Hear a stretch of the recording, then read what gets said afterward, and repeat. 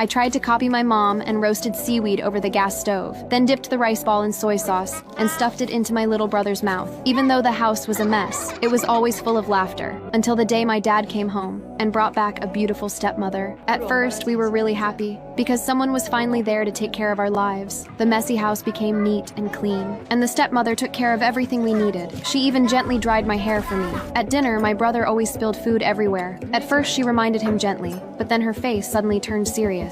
She pushed the chair aside, stood up, and tied her hair back. I didn't see the cruelty in her eyes, and instead, I smiled innocently at her. After that round of discipline, we became extremely obedient. The delicious warm dinners turned into cold lunchboxes. But my brother was too young and still couldn't use chopsticks properly. I quickly stood up and apologized, saying I would teach him well. But Lisa put down the phone and tied her hair again. From that day on, the lively version of me disappeared. I became exhausted and empty. I even turned back at the school gate instead of going in, and the police didn't care at all. When the Child Protection Center came to ask questions, I chose silence. After they asked again and again, I finally told them what I had been going through. The police and the child protection staff came to my house together, and my stepmother smiled brightly when she saw them. Facing her fake kindness, I backed away in fear, and I couldn't feel any warmth in her arms. Seeing how kind Lisa looked, they thought I was overreacting. After they left, my stepmother immediately changed her face. My brother ate leftover rice mixed with soy sauce, and I knelt at the door with my hands raised high. My father was tired of us too, but he had to endure it, because all the money was under our names. The next day, I went to my teacher hoping for help, but when she saw the marks on my neck, she didn't say anything. Then my brother suggested going to find the social worker from yesterday, because that had become our only option. Andrew quietly walked with us across the bridge. He was already annoyed inside, but because we were kids, he forced himself to stay polite. His accidental wave made me flinch instinctively, and he seemed to realize something. During the meal, my brother kept staring at the burger. After Andrew asked, he realized it was our first time seeing a burger. Andrew then taught my brother how to open it, but the crumbs that fell on the table made my brother scream in panic, as if he would be punished in the next second. Even though Andrew didn't understand why, he still gently cut the burger into pieces for my brother, and that tiny act of kindness made me feel hope again. After spending the whole day with us, Andrew planned to take us home. My brother stared at a toy in the car, and I told him it belonged to Andrew,